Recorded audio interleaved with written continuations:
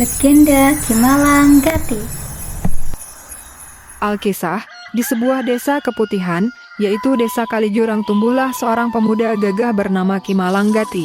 Pemuda dengan wajah rupawan, badannya tegap menawan, dan senyum manisnya yang membuai setiap mata gadis-gadis di desanya. Pada suatu hari, Kimalang Gati diutus oleh orang tuanya, Kimalang Dewa dan Kimalang Dewi untuk menemui kakek Wutu Gendi. Gati, berangkatlah besok ke Kediri untuk menemui kakek Mutu Gendi. Nggih Romo, tetapi atas tujuan apa Romo mengutus Gati untuk menemui beliau? Kamu sudah dewasa, Gati. Sudah sepatutnya kamu berguru pada orang yang memiliki berbagai ilmu yang kau butuhkan dalam kehidupan. Nggih Romo, Gati siap berguru pada kakek di Kediri. Keesokan harinya, Kimalang Gati pun berangkat ke Kediri. Gati, berhati-hatilah kamu selama perjalanan. Gunakanlah ilmu yang sudah engkau dapatkan selama ini, Gati. Nggih, Gati akan selalu ingat pesan Romo dan Ibu. Gati, pakailah kalung ini agar kakek Wutu Gendi dapat mengenalimu. Nggih Ibu. Setelah itu, Kimalang Dewa dan Kimalang Dewi mengantar Gati sampai ke halaman rumah. Ketika baru sampai di Kediri, Kimalang Gati bertemu dengan seorang gadis yang sedang dihadang oleh segerombolan perampok. Serahkan hasil panenmu, cantik. Kau harus membayar pajak atas wilayah kekuasaanku. Tidak, ini adalah milikku, hasil kerja kerasku, dan ini berasal dari tanah kakekku, bukan tanahmu. Wah, lihat, siapa pahlawan kesiangan ini?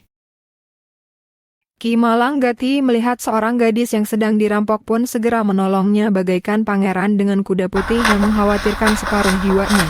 Dewi Arum pun terpana melihat Malang Gati yang rupawan dan kecakapannya dalam mengalahkan para perampok itu. Kemudian mereka melanjutkan perjalanannya masing-masing. Dewi Arum dalam perjalanan pulangnya terus mengingat pemuda yang menolongnya. Ia heran dan juga terpesona. Di sisi lain, seorang kakek melihat pemuda yang sedang kebingungan, kemudian ia menghampirinya. Dalam benaknya, Aku sepertinya mengenali pemuda ini. Dia itu anak dari Kimalang Dewa dan Kimalang Dewi. Permisi kek, apakah kakek tahu rumah Ki Wutu Gendi? Oh, kakek tahu. Ayo kakek antar.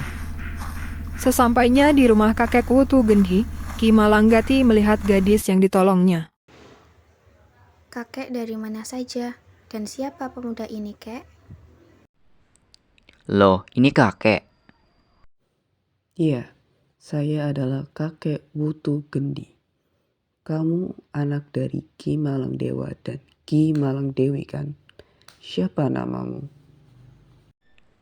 Nggih kek, saya Malang Gati. Saya kesini berniat untuk berguru kepada kakek.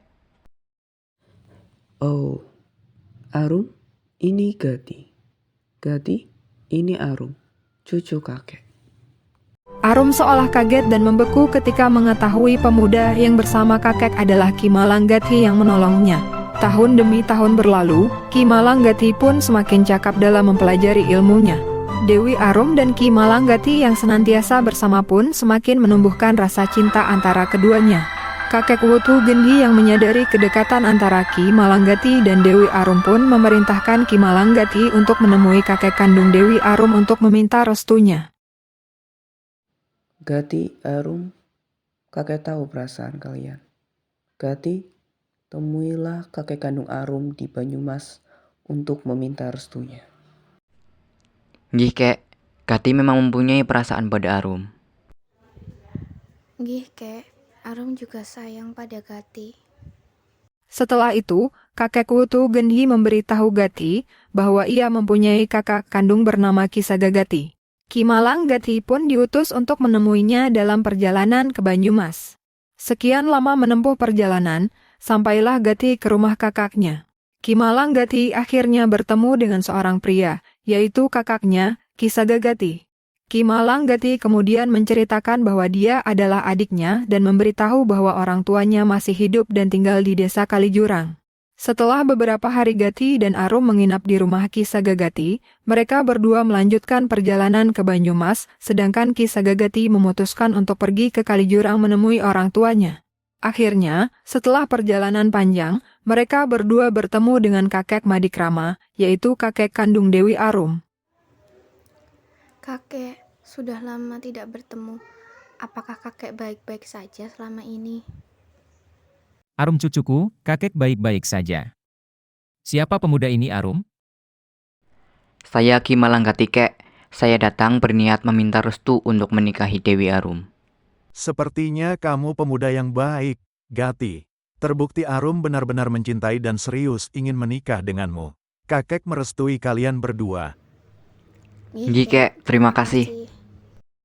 Akhirnya, mereka berdua melangsungkan pernikahan di Banyumas yang disaksikan oleh Ki Madikrama. Kakek Madikrama memberikan wejangan kepada Ki Malanggati dan Dewi Arum tentang kehidupan setelah pernikahan. Beberapa hari setelah pernikahan, Ki Malanggati dan Dewi Arum berpamitan untuk pergi ke Kalijurang menemui orang tua Ki Malanggati. Sesampainya di Kalijurang, mereka disambut oleh orang tua Ki Malanggati dan Ki Sagagati serta istrinya. Bu Romo, Gati sudah menemui kakek di Kediri dan Gati memenuhi tugas yang Ibu Romo berikan. Syukurlah kalau begitu. Tapi siapa perempuan ini yang bersamamu, Gati? Ibu Romo, ini Dewi Arum istri Gati. Gati meminta maaf belum sempat meminta restu pada Ibu dan Romo. Tidak apa-apa, yang terpenting pernikahan kalian sah dan sudah direstui oleh pihak keluarga perempuan. Tidak apa-apa, Nak. Ibu dan Romo pasti akan merestui hubungan kalian berdua. Akhirnya, Kakang sudah bertemu Ibu dan Romo. Iya, setelah berpisah bertahun-tahun, Kakang akhirnya bertemu ibu dan Romo. Tahun demi tahun berlalu, Ki Malanggati dan Dewi Arum mempunyai anak bernama Teruna. Ki Sagagati dan istrinya juga mempunyai anak bernama Kemuning. Pada suatu hari, tanaman Ki Malanggati rusak karena dimakan hewan misterius. Ki Malanggati pun berinisiatif untuk memasang jebakan. Ternyata, seekor rusa betina yang masuk ke jebakannya. Saat ditangkap, rusa tersebut meminta izin kepada Ki Malanggati untuk menyusui anaknya sebelum disembelih. Setelah sampai, rusa atau Nyi Dombu Awan menceritakan kejadian itu ke suaminya. Ki Dombu Awan yang tak tega pun rela menggantikan istrinya untuk disembelih oleh Ki Malanggati. Loh, kenapa rusanya berbeda? Mengapa sekarang yang datang adalah rusa jantan? Aku di sini menggantikan istriku karena tak tega. Tolong jangan sembelih kami. Kami memiliki anak yang masih memerlukan kami. Baiklah, aku memaafkanmu. Tetapi jangan sekali-kali engkau merusak tanamanku lagi. Baiklah, aku berjanji akan menolongmu. Jika engkau membutuhkan bantuan maka hentakan kaki sebanyak 7 kali. Beberapa tahun berjalan, Teruna tumbuh menjadi pemuda dewasa yang gagah perkasa, dan Kemuning tumbuh menjadi gadis yang cantik dan lemah lembut. Tak disangka-sangka, ternyata Teruna dan Kemuning saling jatuh cinta karena terbiasa bersama. Teruna pun memberanikan diri memberitahu ayahnya untuk melamar Kemuning. Akhirnya, Teruna dan orang tuanya pergi menuju rumah Kemuning. Sesampainya di sana, Ki Malanggati memberitahu mereka bahwa Teruna ingin melamar Kemuning. Ki Sagagati setuju, tetapi dia memberikan syarat untuk membawa rujak wuni sajembangan. Teruna pun menyanggupi syarat tersebut. Lalu, tibalah di hari lamaran Teruna dan Kemuning. Sesampainya di sana, Ki Sagagati menolak lamaran tersebut, karena yang dimaksud dengan rujak wuni sajembangan adalah tidak boleh menikah dengan orang yang satu darah dengan kita. Akhirnya, Teruna pulang dengan rasa malu dan merasa sangat kecewa, begitupun dengan Kemuning. Melihat kekecewaan anaknya, Ki Malanggati menjodohkan putranya dengan Gayatri, yang merupakan kemenakan dari saudara jauhnya di Kediri. Teruna pun menyetujuinya dan langsung melangsungkan pernikahan dengan Gayatri. Saat para tamu sedang menikmati jamuan, tiba-tiba para tamu mati karena keracunan. Ki Malanggati merasa janggal melihat kejadian tersebut. Di tengah kebingungannya, Ki Malanggathi teringat akan janji rusa bahwa dia akan membantunya. Dengan putus asa, Ki Malanggathi mengentakkan kakinya sebanyak 7 kali ke tanah. Sang rusa atau Kidang Wulung akhirnya datang. Ki Malanggathi pun menceritakan kejadian tersebut kepada Kidang Wulung. Setelah mendengarkan ceritanya, Kidang Wulung langsung melompati satu persatu mayat para tamu tersebut. Dengan ajaibnya, para mayat tersebut dapat hidup kembali. Setelah peristiwa tersebut, Ki Malanggathi berujar kepada para tamu. Janganlah kita sekali memakan daging larangan atau daging rusa. Jika memakannya, kalian akan tertimpa kemalangan.